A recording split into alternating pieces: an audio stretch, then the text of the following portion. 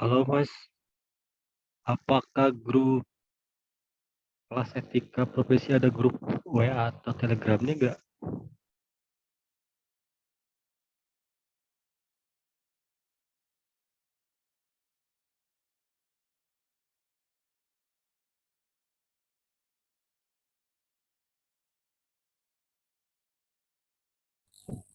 Kurang tahu Bang. Soalnya saya baru bisa join Jumat sekarang.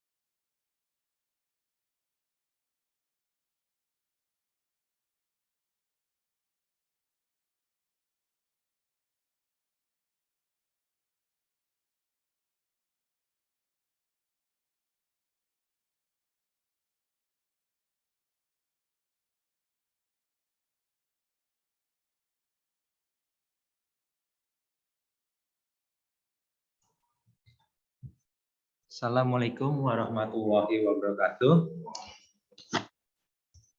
Waalaikumsalam Selamat warahmatullahi malam. wabarakatuh.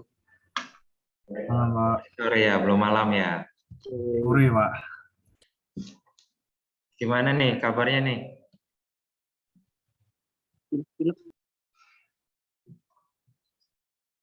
Masih banyak yang di perjalanan ya?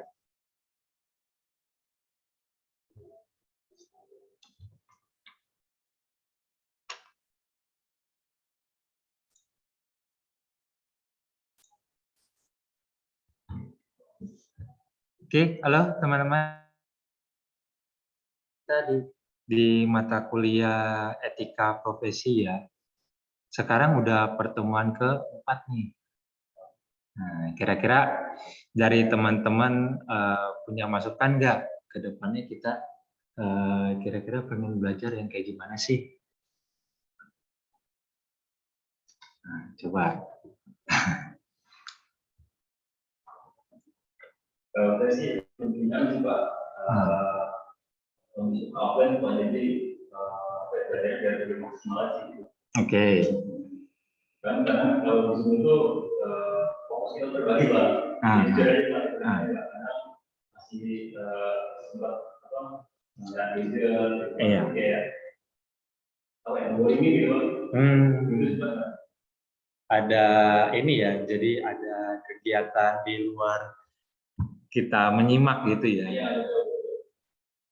Ketika ada sesi tanya jawab itu kita bingung Pak. Bingung juga. Sebenarnya saya sih nggak masalah mau offline, online gitu ya, karena kan memang kalau diperhatikan juga sekarang dari apa corona sendiri udah bahkan udah hampir nggak ada ya malah ya laporan seperti itu. Cuma kan kalau kita kan kebijakan memang dari kampus sendiri memang ada kebijakan kuliah online ya. Jadi kita terpaksa online gitu ya. Tapi dengan catatan dalam satu semester ini ada 3 pertemuan yang dilaksanakan secara offline kayak gitu. Jadi kalau menurut saya teman-teman yang misalkan domisilinya di sini di Tangerang ya, kerja di Tangerang ya coba sempatkan sewaktu-waktu ya mampirlah ke sini, kita sharing-sharing bareng di kelas gitu ya. Jadi supaya menghidupkan suasana kelas juga gitu. Karena kalau kita full di online, khawatirnya teman-teman tidak tersampaikan ya ilmu yang harusnya saya berikan full gitu ya, karena tadi mungkin menurut Mas Reja katanya terbagi gitu ya. Nah, karena terbagi akhirnya agak ada missing tuh, ada lupa. Jadi ya monggo disempatkan aja. Gitu. Kalau yang di luar kota mah nggak perlu ya. Cukup ya dari online cukup. Intinya kita sama-sama menyimak ya.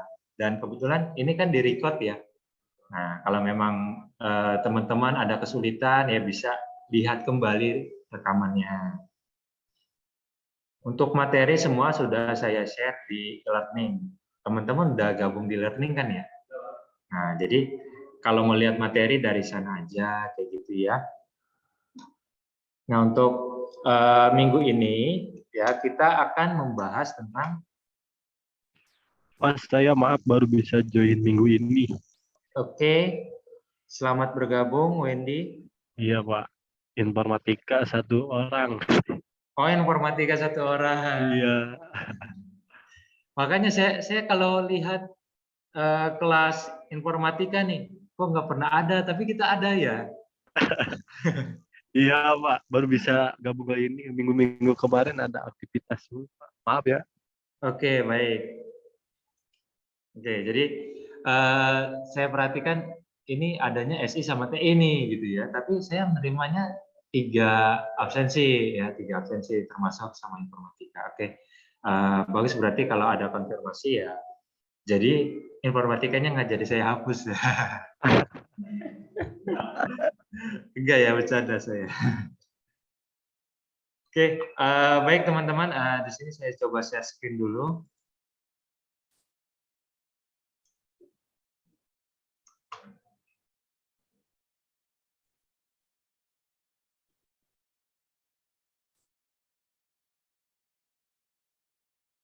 Oke, kita tampil ya.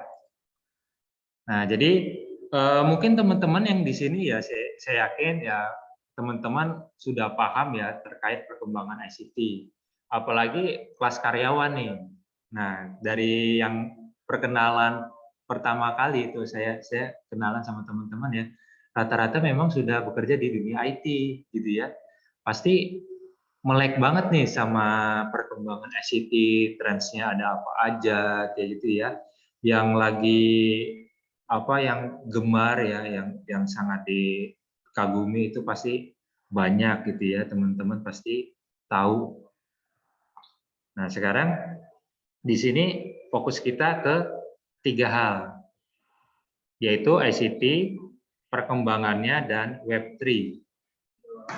Waalaikumsalam. Ayo masuk. Ya, jadi kita akan coba bahas terkait ICT, trendsnya, dan Web 3.0 ya, atau 3.0. Oke, yang pertama mungkin dari pengertian ICT dulu.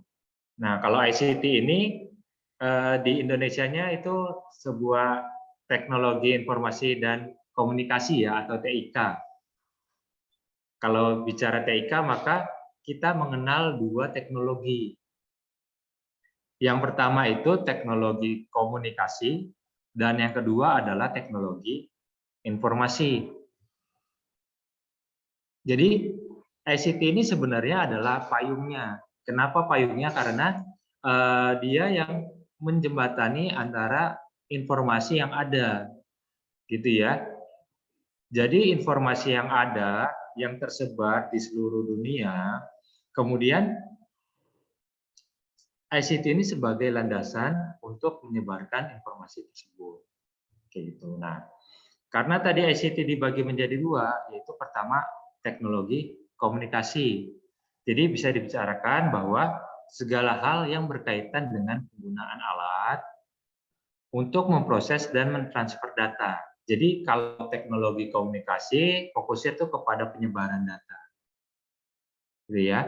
Sedangkan teknologi informasi ya merupakan sesuatu yang berkaitan dengan proses penggunaan sebagai alat bantu manipulasi dan pengelolaan informasi. Fokusnya pada sumber dan media data. Jadi kalau kita bicara komunikasi lebih kepada penyebaran data. Datanya mau dikirim kemana, gitu ya. Misalnya nih, email dari kampus.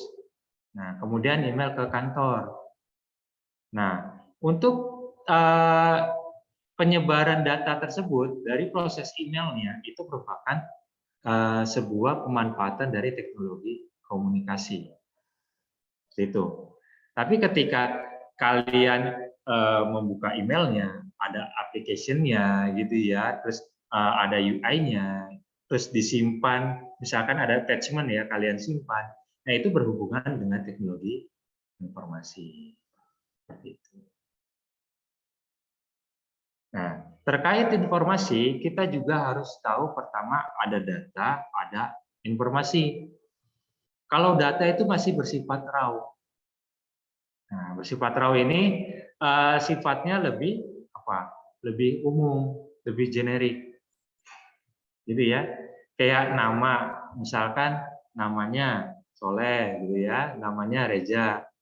Masih berupa data. Tapi ketika ada NIM, ya dihubungkan dengan NIM, dihubungkan dengan pertemuan atau daftar hadir yang menjadi sebuah informasi seperti itu. Jadi datanya ini adalah sebuah paket, informasi adalah hasil yang diterima. Nah, antara teknologi komunikasi dan teknologi informasi ini tidak bisa kita pisahkan. Karena komunikasi adalah proses transfernya, sedangkan informasi adalah proses sumber dan media datanya. Seperti itu. Oke, jadi apa sih TIK yang dimaksud gitu ya? Jadi sebenarnya teknologi informasi dan komunikasi yaitu segala kegiatan yang terkait dengan pemrosesan, manipulasi, pengelolaan, pemindahan, dan informasi antar media. Seperti itu. Jadi ketika kalian punya data, kalian punya informasi, kalian ingin proses, gitu ya, ingin proses. Contoh di sini saya ingin belanja nih, ya kan? Pengen belanja di toko oren misalnya. Kalian belanja di toko oren, kalian buka apps-nya atau kalian buka webnya gitu ya. Nah kemudian kalian melakukan interaksi di sana. Nah ketika kalian melakukan interaksi itu kalian sebenarnya sedang memanfaatkan teknologi ini, gitu ya. Kalian lihat tampilannya, ada informasi di sana. Kalian klik ke sana, klik ke sini, gitu ya. Kemudian pilih-pilih barang, beli, gitu. Terus transfer. Nah itu ada proses komunikasi di sana, kayak gitu. Sampai barang datang, kalian datang lagi ke toko oren cuma buat kasih ulasan. Nah itu sebuah komunikasi juga dan penyebaran informasi bahwa barangnya ada datang nih, gitu kan ya. Nah, barangnya ternyata bagus. Saya kasih bintang 5, kasih rating. Nah, itu adalah contoh dari penerapan TIK. Nah, kemudian bisa dikatakan juga sebuah media atau alat bantu yang digunakan untuk transfer data, baik itu untuk memperoleh data atau informasi maupun memberikan informasi kepada orang lain serta dapat digunakan untuk alat berkomunikasi baik satu arah maupun dua arah. Nah, jadi balik lagi ya, teman-teman memanfaatkan ICT ya karena untuk berbagi data atau informasi. Baik itu memberikan data atau menerima data. Karena yang menggunakan teknologi kan bukan kalian sendiri ya. Semua orang dimanapun menggunakan teknologi yang sama. Menggunakan laptop, menggunakan PC, handphone, seperti itu ya. Semua orang di dunia ya pasti berinteraksi dengan orang lain melalui teknologi tersebut. Kayak gitu. Oke, di sini ada beberapa manfaat dari ICT atau apa ICT? Information,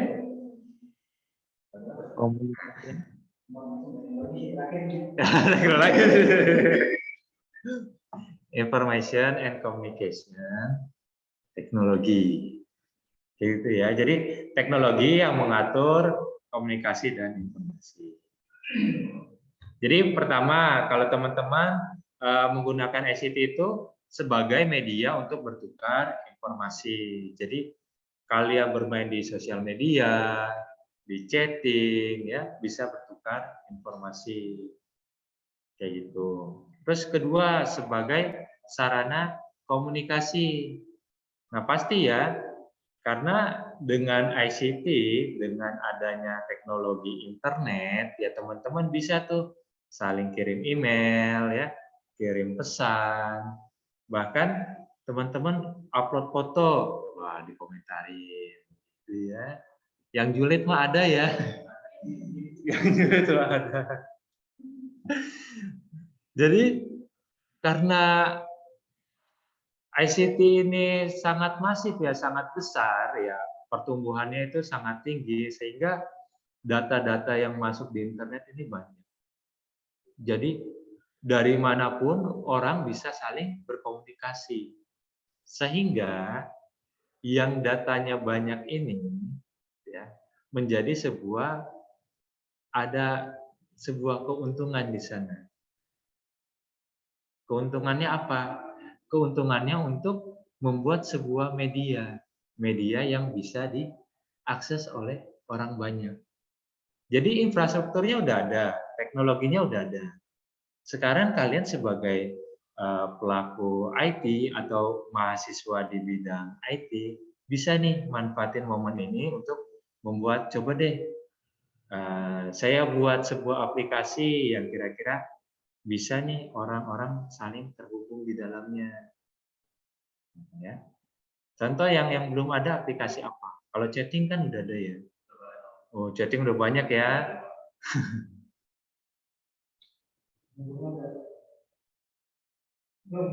Belum. Itu aplikasi baru pikiran ya, sekarang apa-apa sudah aplikasi Pak. Sudah ada aplikasinya ya, sudah ada sistemnya. Cari jodoh sekarang udah banyak. Cari jodoh sudah ada aplikasinya, betul ya. Tapi kalau misalkan kalian cermat kayak aplikasi fanbase, nah itu belum ada tuh. Iya.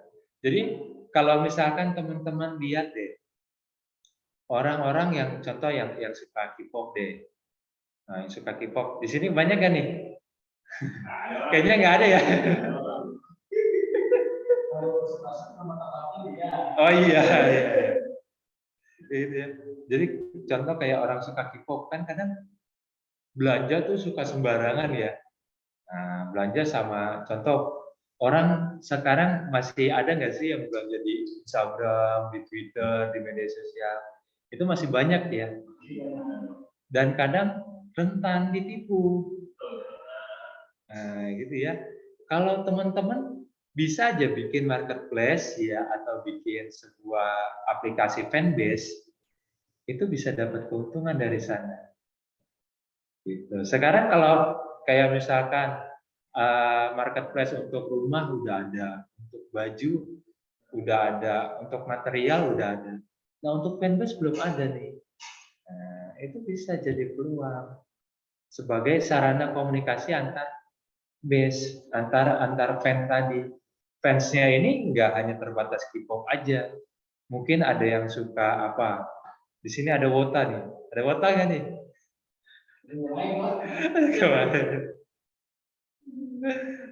Pokoknya seperti itu. Nah, jadi media untuk komunikasi dan bertukar informasi itu banyak macamnya. Ya, teknologinya sudah ada. Jadi bagi kalian nih, buat teman-teman ini sebenarnya masih banyak sih peluang-peluang buat menciptakan sebuah wadah baru. Walaupun teknologinya udah ada, wadahnya kalian sediakan. Nah, pastinya harus yang spesifik. Karena kalian kalau menyasar orang-orang umum, pasti ya bakalan kalah. Gitu ya, karena teknologi yang sifatnya umum itu udah banyak banget. Ya, kayak chatting aja kan udah banyak ya. Bahkan mati tumbuh satu, mati satu tumbuh 1000 gitu ya. Media sosial apalagi gitu ya. Nah, di sini dari zamannya Friendster mungkin. Oh, zamannya masalah ya. Atau masih MIRC gitu. Nah, kemudian yang ketiga, manfaat dari ICT yaitu mempermudah pembelajaran. Ini sih relate banget ya. Contoh ya, seperti sekarang aja nih, kita bisa dipertemukan secara online ya dengan teknologi ICT. Nah, dengan adanya video conference, meeting online, gitu ya, video call. Jadi belajar tuh bisa mudah, bisa di mana aja. Dulu ya, untuk mengajar harus punya license-nya, harus punya sertifikasinya. Coba sekarang, ya, setiap orang, semua orang bisa mengajar, bisa belajar dimanapun, kapanpun, ya kan? Siapa aja bisa sharing. Knowledge itu sekarang udah tak terbatas. Semua bisa saling bertukar informasi, brainstorming bareng, kayak gitu ya. Nah, makanya ICT ini sangat mempermudah bagi pembelajaran. Nah, pastinya sangat hemat biaya. Kenapa? Karena infrastruktur yang ada itu ya bisa dikatakan bisa saling sharing. Gitu ya. Dari perusahaan nih, misalkan perusahaannya masih kecil. Oh yaudah, kita mau pakai infrastruktur yang sharing aja deh. Yang penting perusahaan saya bisa dikenal oleh internet, dikenal oleh orang luas. Seperti itu. Atau misalkan dari segi personal atau pribadi, hemat biaya. Kenapa? Kita dengan memanfaatkan teknologi, nggak usah datang lagi tuh ke toko, gitu ya. Cukup order dari handphone. Mau makan bisa, mau apa? Pesan baju bisa dari rumah sambil rebahan kan. Nah, untuk pelaku usaha juga ya. Pelaku usaha yang tadinya harus buka toko offline ya sekarang cukup online bisa menghemat biaya. Bahkan sekarang ada yang kitchen sharing ya. Gitu ya. Jadi ada satu toko gitu ya, satu kios. Nah, kios itu atau toko tersebut ada banyak tuh brandnya. Nah, ternyata mereka saling sharing space. Karena tujuannya untuk apa? Tujuannya bukan untuk offline store, melainkan hanya untuk masaknya aja. Nah, store-nya di mana? Store-nya yaitu di marketplace, di online, kayak gitu ya. Atau misalkan di Grab, di Gojek, Shopee Food, seperti itu. Jadi mereka jualannya udah nggak offline lagi. Yang offline itu ya kokinya yang bikin masakannya. Tapi store-nya ada di online. Nah, online ini ya pemanfaatan dari ICT tadi lagi. Nah, tentunya pasti akan meningkatkan produktivitas. Produktivitasnya itu jadi meningkat. Kenapa? Karena tadi hasil kita kan beberapa proses tereliminasi itu ya. Yang tadinya harus ke kantor ya, dengan adanya internet kita bisa di rumah, nggak ada lagi tuh telat kayak gitu ya. Yang seharusnya misalkan kirim surat nih mesti 3 hari gitu ya, atau Pak masih pakai merpati seminggu gitu ya. Belum lagi di tengah jalan dikepletin orang gitu. Tapi sekarang dengan email, dengan chatting, nah, dalam hitungan waktu informasi sampai. Akhirnya produktivitas akan meningkat. Itu. Oke, next.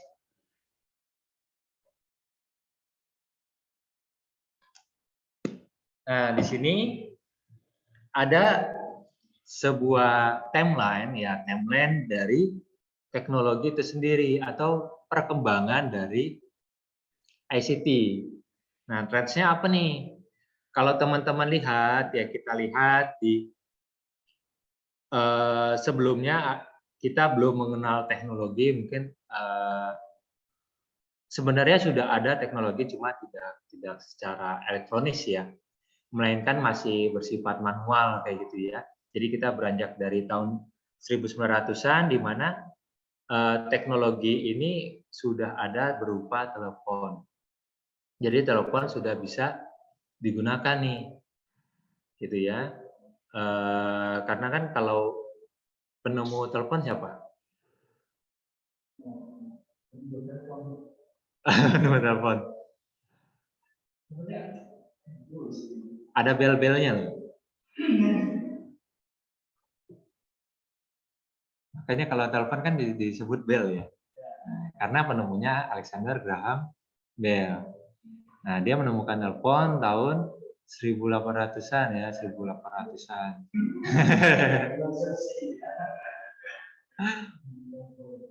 Nah, tahun 1800-an gitu ya. Nah, kemudian berkembang sehingga 1900 itu sudah bisa telepon voice, bisa suara kayak gitu ya. Nah, setelah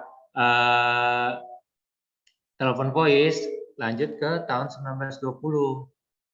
Di sini mulai lahirlah yang namanya atau radio, gitu ya. Kalau telegraf ini lebih kepada siaran ya. sama seperti radio kayak gitu ya. Cuma telegraf ini kan ngirim yang tadinya suara bisa jadi naskah gitu ya, atau fax kayak gitu contohnya. Nah, bisa juga jadi siarannya itu berupa kode. Nah, itu telegraf. Nah, kemudian tahun 1940 lahirlah yang namanya televisi. Nah, sudah ada nih televisi. Nah, ini melahirkan first generation. Nah, first generation ini adalah sebuah komputer pertama. Ya, kalau teman-teman tahu tuh komputer pertama itu sifatnya vakum. Itu gede banget. Nah, untuk komputer generasi pertama ini masih minim banget ya, karena dia hanya untuk mengerjakan satu proses aja, kayak gitu. Lalu perkembangan berikutnya di 1960 baru mulai ada nih yang namanya satelit. Jadi setelah pasca Perang Dunia Kedua ya, orang-orang nih di luar sana saling apa ya, bisa dikatakan beradu lah gitu ya, saling menemukan riset, akhirnya membuat yang namanya satelit.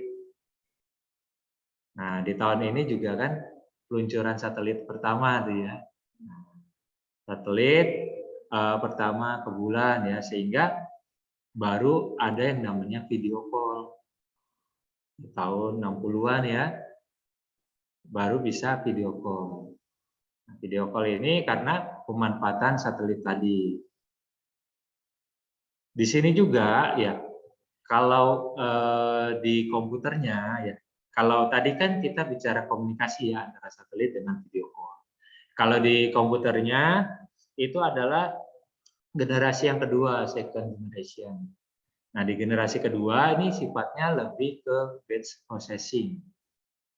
Gitu ya. Jadi komputer tuh sudah bisa menangani batch processing. Batch processing ini adalah sebuah proses di mana ketika teman-teman punya sebuah punch card itu adalah kode blok program ya. Nah, kode blok program ini bisa dieksekusi secara sekuensial, gitu, secara bergantian. Kalau sekarang kan kalian punya kode program udah tinggal tulis aja ya di editor gitu kan ya. Kalian punya berapa banyak kode program juga di editor muat aja gitu sampai berapa baris gitu ya. Kalau dulu dibuatnya per punch card gitu ya. Per punch card itu merupakan sebuah memori. Nah, memorinya kayak tab gitu. Nah, lanjut di tahun ke-70 ya baru adanya mobile phone. Gitu. Telepon udah ada nih. Terus tahun 70 ada mobile phone. Mobile phone ini tentunya bukan masih model kayak sekarang smartphone seperti ini ya. Nah, itu gagangnya masih gede seperti telepon biasa. Iya, seperti telepon biasa tapi ada antenanya. Itu sudah dukung wireless ya, karena dia sudah menggunakan transmisi satelit. Seperti itu. Tapi memang bentukannya masih besar banget. Nah, ini di komputer itu kita kenal generasi ketiga. Generasi ketiga ini sudah ada IC-nya. Sudah dukung multiprocessing gitu ya. Udah ada yang namanya spooling gitu. Jadi kalau misalkan teman-teman mau ngeprint, nah itu udah ada tem buat buffernya. Nah, yang keempat ya, di tahun 1980 kita kenal yang namanya internet. Kebetulan saya juga belum lahir sih tahun 80 ya. Jadi internet lahir tuh tahun 80-an ya. Di mana internet ini merupakan cikal bakal ya, cikal bakal penyebaran informasi yang sangat masif ya, karena tadi perkembangan komputer, perkembangan satelit, sehingga internet ini bisa diakses oleh dunia. Nah, ini akhirnya lahir nih generasi keempat komputer, yaitu personal komputer. yang tadinya yang punya komputer hanya perusahaan atau universitas, sekarang orang ya atau personal, setiap individu bisa punya komputer. Itu di PC atau di tahun 1980. Makanya karena setiap orang sudah punya komputer nih, personal komputer, internet sudah ada. Sehingga orang bisa saling kirim email gitu ya. Kemudian orang bisa lihat web, lihat milis, kalau dulu kan milis. Jadi kalau milis itu lebih kepada apa ya, kita bilang sebuah informasi yang statik sifatnya.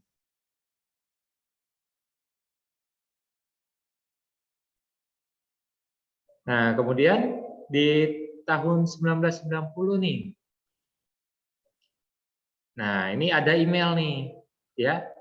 Yang tadinya internet itu kan sudah bisa dikembangkan oleh masing-masing personal ya. Maksudnya personal di sini adalah sebuah individu, bukan perusahaan, bisa menggunakan internet. Nah, karena ada internet, maka ada sebuah yang namanya teknologi baru, yaitu email. Nah, email ini kita bisa bertukar informasi, ya, atau electronic mail. Nah, jadi suratnya itu udah berbentuk elektronik. Nah, teman-teman pasti tahu gitu ya. Nah, untuk generasi yang kelima ini, ya, ini sifatnya lebih kepada mobile. Gitu ya. Jadi kalau di tahun 1970 kan mobile phone sudah ada. Nah, kalau di generasi yang kelima ini lebih kepada cloud-nya. Gitu ya. Jadi kita bicara cloud, kita bicara mobile phone. Nah, ini sudah menjadi smartphone. Ya, dari 1990 sampai sekarang kan ya, perkembangannya seperti itu. Jadi ada internet, ada HP, ya, ada smartphone, kemudian aplikasi banyak, sosial media dan lain-lain. Kayak gitu ya. Itu lahir dari teknologinya dulu. Dan teknologinya ini adalah internet. Nah, yang paling besar ya, milestone yang paling besar itu adalah telepon, satelit, dan internet. Kayak gitu ya. Ketika komunikasi itu berkembang pesat, maka infrastrukturnya juga harus berkembang pesat. Makanya ini ada generasi pertama, generasi kedua, sampai generasi kelima. Yang tadinya hanya sebagian perusahaan aja yang punya, atau sekarang jadi perusahaan, kemudian dimiliki oleh individu. Sekarang malah setiap individu lebih dari satu. Nah, ya. Coba teman-teman di sini punya handphone mungkin bisa lebih dari satu gitu ya. 5 kali. Terus punya laptop ya, mungkin ada juga yang punya komputer juga gitu ya. Jadi sekarang teknologi itu ada di genggaman, ada di tangan teman-teman semua. Nah, jadi apa yang akan terjadi di kemudian hari? Di masa depan, di future? Nah, kira-kira punya gambaran nggak?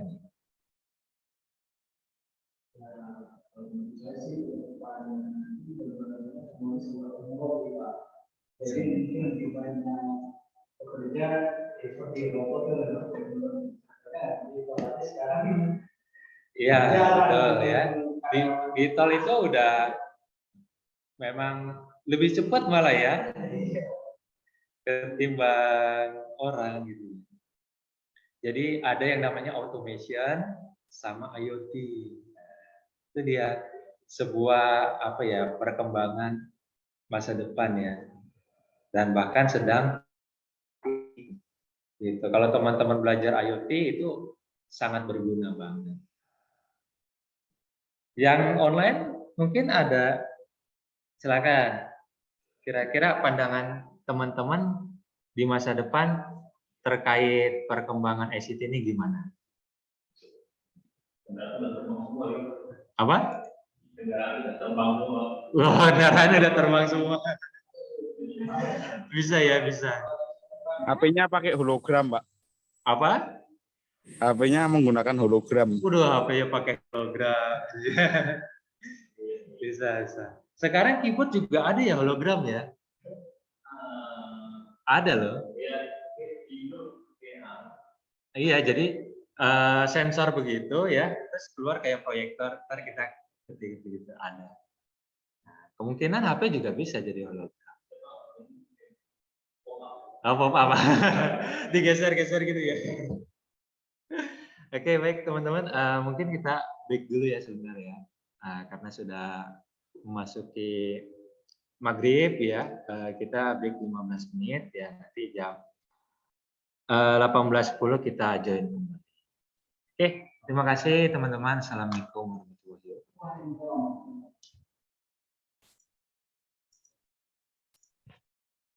Masuk di jam berapa, Pak? 18.10. Oke, Pak. Oke.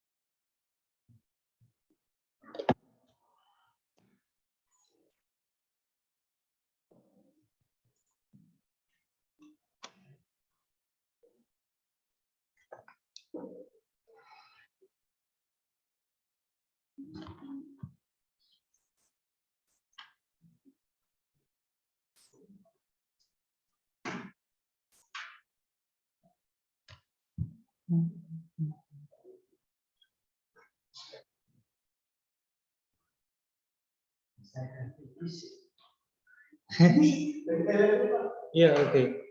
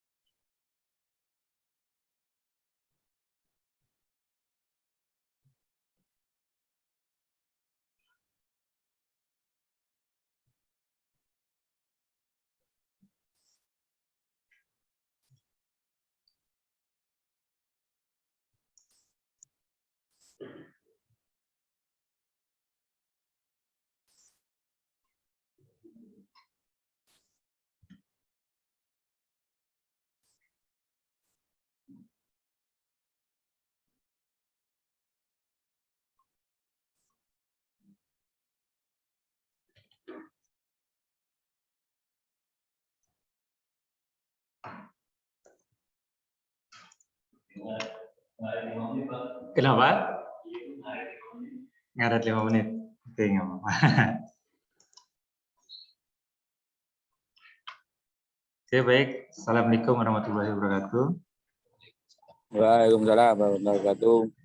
Selamat bergabung kembali ya. Oke, di sini mungkin saya pengen share dulu.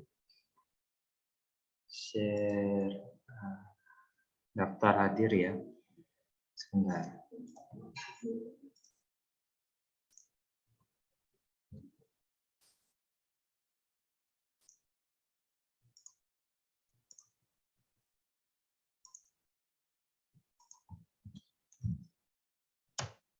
Oke, daftar hadir bisa diisi di ini ya. Di kolom chatting udah saya sertakan. Oke, baik teman-teman, melanjutkan materi kita ya terkait tentang perkembangan ICT. Nah, kira-kira menurut teman-teman dampak yang kalian rasakan apa nih dari perkembangan ICT?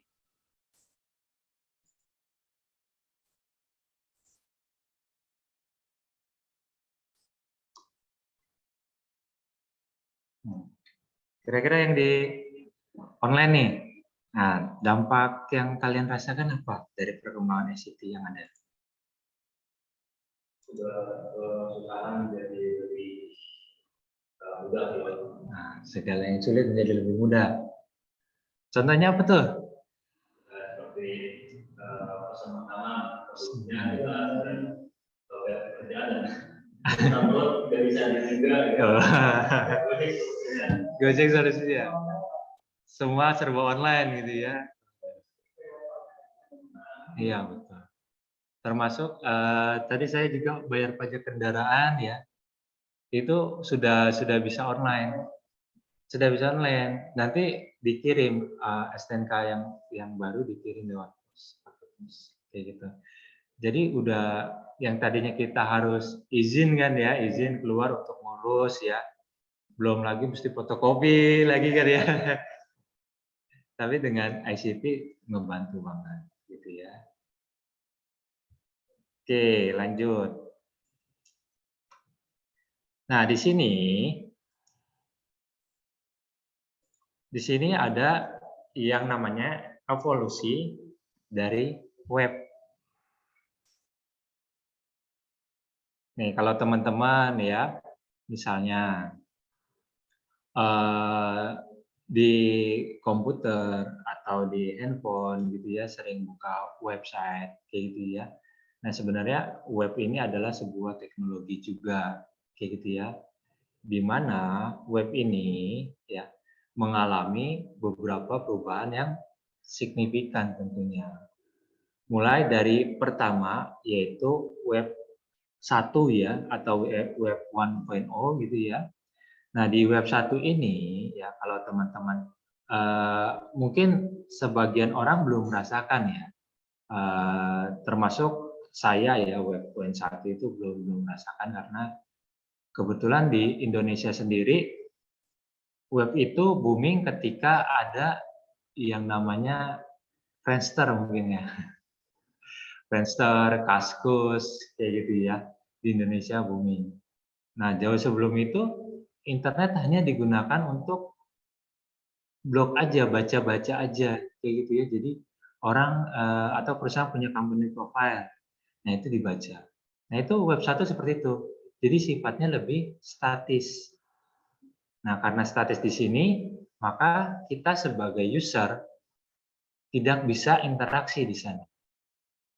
Tidak bisa interaksi di sana, kita hanya fokus membaca apa yang ditampilkan, gitu ya. Bahkan ketika ada orang yang jualan ya, nah itu yang dilihat hanya gambarnya aja. Apakah kita bisa langsung memesan? Nggak bisa. Kita harus mungkin email dulu, kayak gitu ya, atau telepon dulu. Nah, jadi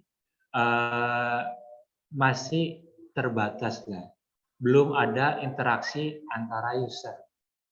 Sehingga kalau misalkan kita katakan web 1 ini lebih kepada kita textbook, kita baca buku. Mau kita suka nggak suka ya kita nggak bisa ngapa-ngapain. Jadi lebih bersifat read only. Nah, dari segi infrastruktur, web 1 ini bisa dikatakan dedicated. Kenapa? Karena masih belum banyak yang menggunakan internet. Jadi infrastrukturnya masih dimiliki oleh perusahaan masing-masing. Seperti itu. Nah, biasanya yang mengaksesnya hanya lewat browser, lewat desktop, seperti komputer, PC, seperti itu ya. Kemudian setelah dianggap web 1 ini bisa dikatakan kurang populer ya karena tidak ada interaksi bagi usernya, lahirlah yang namanya web 2. Nah, web 2 ini lahir sekitar tahun 2000-an lah. Di tahun 2000-an ya, web 2 lahir akibat apa? Akibat dari lonjakan sosial network. Jadi antar orang ya atau antar pengguna komputer, antar pengguna internet ingin berkomunikasi secara sosial di online. Nah, makanya ada tuh teknologi kedua, sudah dukung sosial, tentunya mobile first, ya bisa diakses lewat handphone dan sifatnya sudah cloud, gitu ya. Computingnya sudah cloud, bisa sharing, bisa berbagi. Nah di sini nih baru lahir banyak yang namanya blog, podcast, media sosial, marketplace. Di web 2 ini sudah lahir yang namanya perangkat, laptop, notebook, kayak gitu ya, bahkan handphone berbagai macam ya, dari handphone yang Symbian gitu ya, terus BlackBerry, iPhone, sampai sekarang Android gitu.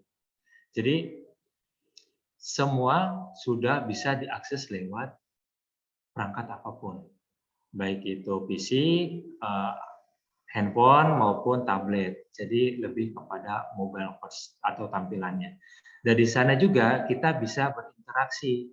Seperti kalau teman-teman nih, misalkan buka Instagram gitu ya, bisa komentar langsung.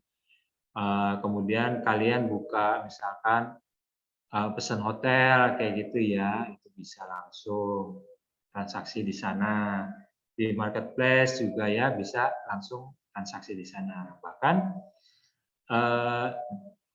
keuntungannya tuh diklaim sampai 5,9 triliun dolar ya, US dollar. Ini sebuah pasar yang sangat, kita katakan sangat besar gitu ya. Contoh yang berkembang ya seperti Facebook, Google, seperti itu ya. Nah, ini beberapa perusahaan raksasa di bidang teknologi mulai muncul nih di sini. Dan persaingan semakin berdarah-darah ya di Web 2.0. Karena apa? Karena tadi keuntungannya yang sangat besar dan pasarnya yang sangat banyak. Nah, jadi contoh deh yang teman-teman tahu ya kan, kayak marketplace. Nah, marketplace tadinya kan banyak tuh. Atau ojek online deh. Nah, tadinya ada Grab, Gojek, Maxim, ya, Uber. Nah, kayak gitu ya. Sekarang coba, tinggal sisa 2. Mungkin ada aplikasi-aplikasi lain lagi, tapi belum sempat rame udah tenggelam duluan ya. Kayak gitu ya. Nah, itu akibat perkembangan dari Web 2.0. Gitu. Di mana customer atau user dimanjakan. Semua dimanjakan oleh interface. Semua dimanjakan oleh sesuatu yang atraktif, sesuatu yang interaktif. Ada interaksi yang terjadi di aplikasi, ada interaksi yang terjadi di sistem tersebut. Sehingga kita sebagai pengguna merasa, oh ini enak nih, experience kita jadi lebih meningkat gitu ya. Experience kita menggunakan aplikasi tersebut, oh sangat mudah ternyata. Karena apa? Karena tadi ada bantuan icon-icon yang bisa mewakili ya daripada kita mesti masukin gitu ya. Contoh kan dengan adanya location gitu ya. Nah, yang seharusnya kita ngetik tuh, kita alamatnya di mana nggak perlu. Jadi ada map bentuk location gitu ya, atau icon bentuk location gitu. Kita klik, nah nanti akan mengarahkan ke teknologi Google gitu ya. Nah, langsung tuh ke detect lokasinya di mana. Jadi nggak perlu kerja 2 kali 3 kali untuk memasukkan sebuah alamat. Gitu. Nah, kemudian yang terakhir nih, perkembangan yang terbaru sekarang adalah Web 3.0. Nah, teman-teman udah tahu nggak nih Web 3.0? Nah, kalian kan lahir di Web 2.0 ya. Nah, kira-kira ada yang tahu nggak Web 3.0 itu apa?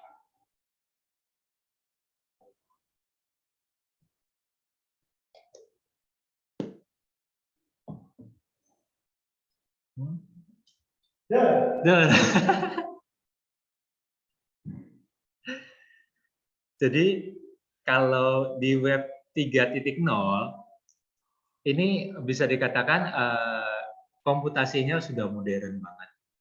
Ya, bahkan sudah menggunakan AI. Kayak gitu ya.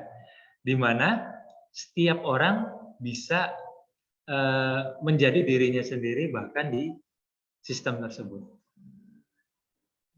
Kalau di Web 1 ya, dia hanya menjadi pembaca. Di Web 2 dia bisa interaksi. Tapi di Web 3 dia bisa menjadi dirinya sendiri. Nah, contohnya apa? Metaverse. Iya. Metaverse dia bisa jadi dirinya sendiri. Bahkan di dunia maya gitu ya. Penerapan Web 3.0 seperti itu. Jadi di mana ya semua data sudah bersifat AI, kemudian data arsitekturnya itu sudah bersifat desentralisasi. Desentralisasi ini seperti kalau misalkan teman-teman udah belajar AWS belum sih? Di sini ada mata kuliah AWS enggak? Belum ada ya. gitu ya. Jadi kalau AWS itu kayak konsep sebenarnya client server, hanya kalau client servernya itu kan sifatnya centralized. Kalau AWS ini lebih ke desentralisasi. Jadi terbagi menjadi edge, terbagi menjadi node. Gitu. Jadi kalau kalian misalkan contoh di Tangerang ya, kalian di Tangerang, maka kalian untuk mengakses sebuah situs atau sebuah web, enggak walaupun situsnya servernya ada di internasional ya, kalian enggak internasional, melainkan menggunakan beberapa edge yang terdekat. Itu contoh misalkan di Jakarta, di Singapura, kayak gitu ya. Kemudian misalkan yang dekat lagi di Tokyo. Jadi ada pembagian regionnya di sana. Kayak gitu. Jadi konsep-konsep seperti ini memungkinkan pertukaran data dan informasi ini cepat. Karena apa? Karena tadi rentangnya hanya sedikit, dekat gitu ya. Yang seharusnya kita akses internet internasional ya karena servernya ada di luar negeri, tapi dengan adanya Web 3.0 ya semua server terbagi. Jadi kita bisa di mana aja tanpa mengalami kendala untuk mengakses web tersebut, kayak gitu ya. Nah kemudian juga dengan penempatan NFT, gitu ya. Teman-teman tahu kan NFT? Kalau tahu NFT pasti tahu Gozali ya. Gozali Everyday. Sebenarnya kenapa sih Web 3.0 ini ada? Nah, kira-kira ada yang tahu nggak?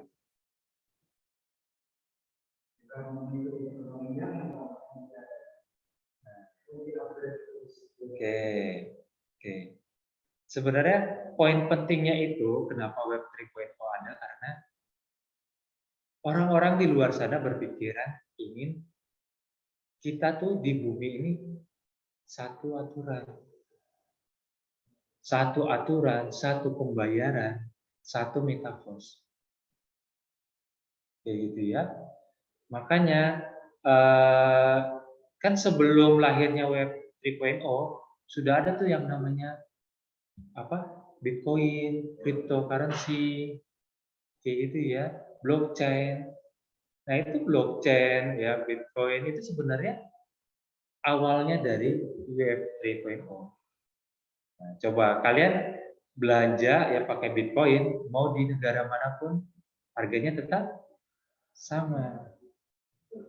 Tapi kalau kalian belanja pakai rupiah, nah, jangankan sama, laku juga enggak gitu ya.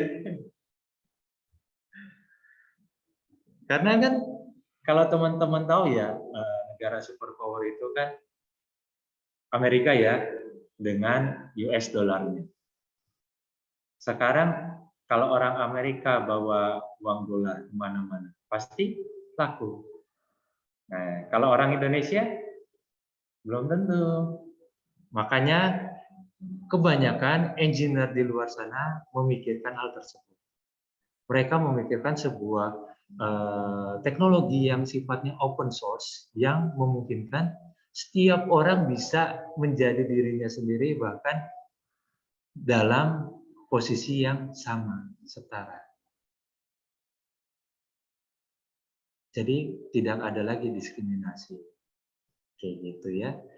Mengarahnya lebih ke sana. Makanya di sini sudah berkembang AI, berkembang machine learning, semua knowledge semua dikumpulkan jadi satu dan diolah menjadi big data. Nah, big data ini sifatnya lebih kepada apa? Kepada advertising-nya nanti. Jadi advertising-nya lagi bukan berupa media interaktif seperti banner, video ya, tapi sudah mengenai behavior. Jadi ketika teman-teman mengunjungi sebuah situs, mengunjungi sebuah sistem, pasti ada interaksi kan? Klik sini, klik sana, scroll gitu ya. Kadang orang ada yang langsung klik kategori gitu ya. Kadang ada yang langsung klik ikonnya. Nah itu dipelajari tuh behavior setiap orang. Nah ini dikumpulin menjadi sebuah analisa. Nah analisa ini nantinya akan dipersonalisasi buat iklan yang akan kalian dapatkan. Kayak gitu. Jadi semua ini udah bicara data, datanya udah banyak. Datanya bukan lagi kalian beli apa, ya, kalian lihat apa. Bahkan ketika kalian misalkan mau beli baju, sampai kemanapun buka detik.com ada bajunya gitu ya. Buka Instagram, baju itu masih normal lagi gitu ya. Udah bukan kayak gitu lagi. Sekarang sifatnya udah lebih lebih ekstrim ya. Bahkan kalau teman-teman sering buka YouTube ya. Nah, kalau sering buka YouTube tuh ketahuan tuh. Misalkan jam segini teman-teman contoh lagi jam-jam kerja nih. Lagi jam-jam kerja disarankan untuk dengar lagu. Karena kebiasaan kalian, habit kalian. Nah, ketika istirahat, nah itu keluar tuh. Misalkan disarankan stand up comedy gitu ya. Nah, karena kan kalian lagi makan siang santai. Nah, bahkan kalian sore, ya mungkin disarankannya podcast. Gitu. Nah, itu bisa terjadi karena algoritma tadi. Personalisasi kebiasaan kalian. Nah, itu siapa yang mengelola semua? Yang mengelola adalah mesin. Karena dia udah memanfaatkan teknologi 3.0. Keren ya? Keren apa ngeri?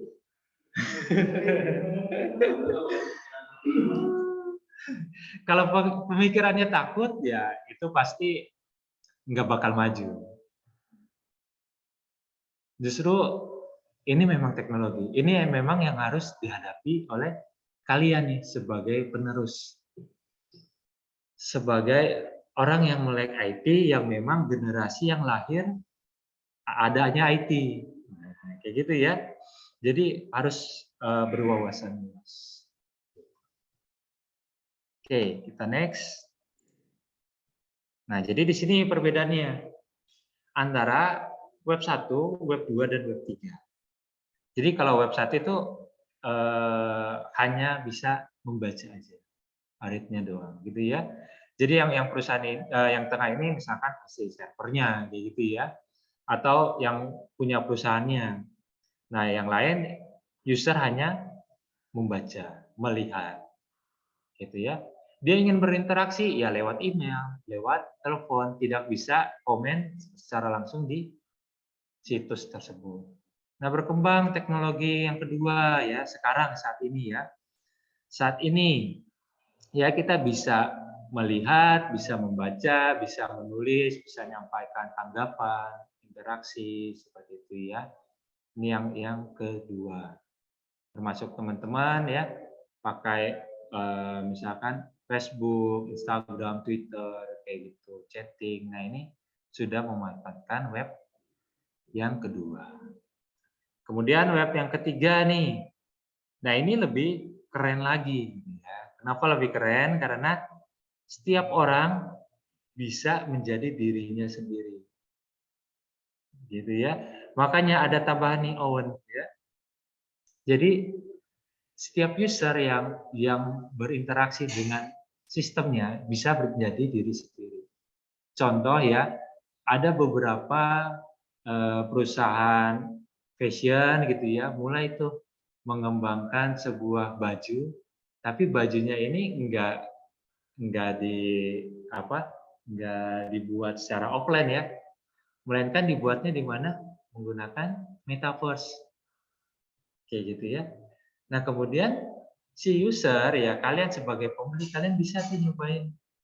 Kalian masuk ke metaverse-nya ya menjadi diri kalian sendiri terus nyoba bajunya. Dan bajunya bisa dibeli, bisa dibeli. Bisa dipakai bisa. Di mana? Jadi metaverse itu. Kayak gitu ya. Jadi sama seperti kayak kalau kalian main game gitu ya. Nah, kalian main game, kalian punya skin ya. Kalian beli properti di game tersebut. Nah, jadi hak milik kalian. Seperti itu. Nah, itu tujuan dari Web3. Supaya apa? Supaya kita mau dimanapun berada, tetap menggunakan standar yang sama. Standar yang sama dengan harga yang sama. Sehingga nggak ada lagi tuh maklar, nggak ada lagi yang kalau kita bilang sebuah perusahaan yang mengambil untung terlalu besar gitu ya. Bukan asuransi, lebih kepada makelar sih sebenarnya. Outsourcing ya. Jadi mau siapapun ini bisa ketemu di media sosial. Bahkan dia bisa saling berinteraksi langsung di sana. Oke. Nah, jadi di sini ya sebenarnya Web 3 itu bertujuan untuk memberikan kepemilikan dan kendali kepada pengguna. Jadi kita bicaranya bukan perusahaan lagi, melainkan sudah setiap individu. Individu bisa melakukan apapun ya bebas mereka. Tentunya karena kita dalam mata kuliah etika profesi ya, ini penting banget nih ya, penting banget. Kenapa? Karena kalau mungkin teman-teman pernah dengar berita ada sebuah pelecehan pertama yang terjadi di metaverse. Pernah dengar nggak sih?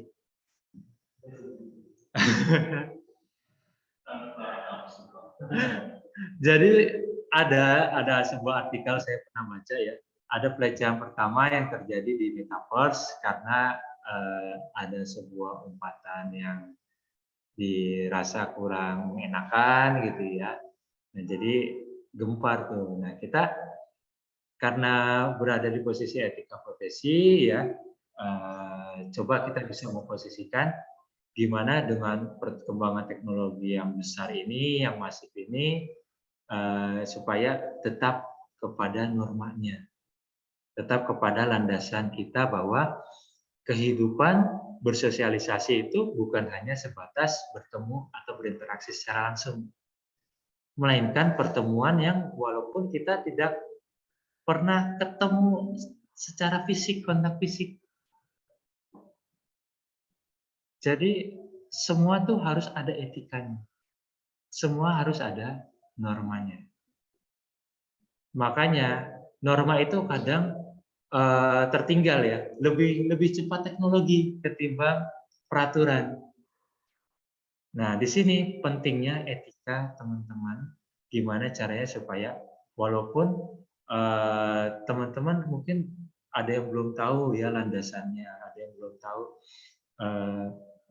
apa normanya, tapi di balik norma yang hukum tadi ada norma-norma lain seperti apa? Norma agama, norma susila, norma kesopanan dan norma lain-lain ya. Yang penting dipedomi buat teman-teman. Sehingga ketika teman-teman berinteraksi di media sosial ataupun dimanapun kalian berada ya, bisa mengedepankan bahwa norma itu sangat dijunjung tinggi. Seperti itu ya. Oke, jadi sampai di sini mungkin pertemuan kita. Silakan yang ingin ditanyakan.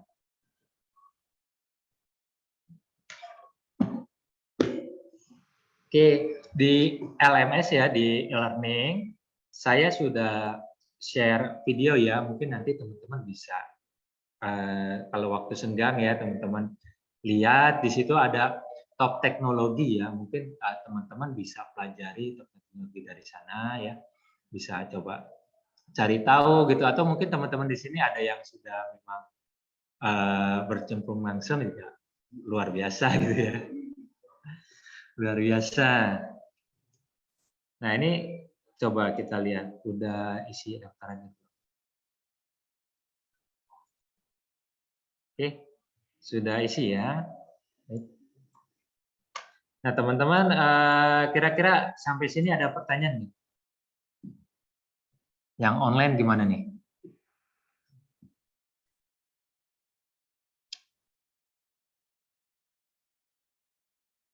Cukup? Oke, cukup ya. Oh, cukup kenceng ya. Oke, kalau cukup mungkin kita akhiri aja pertemuan minggu ini ya. Yang belum absen jangan lupa ya di kolom chatting ada gitu ya.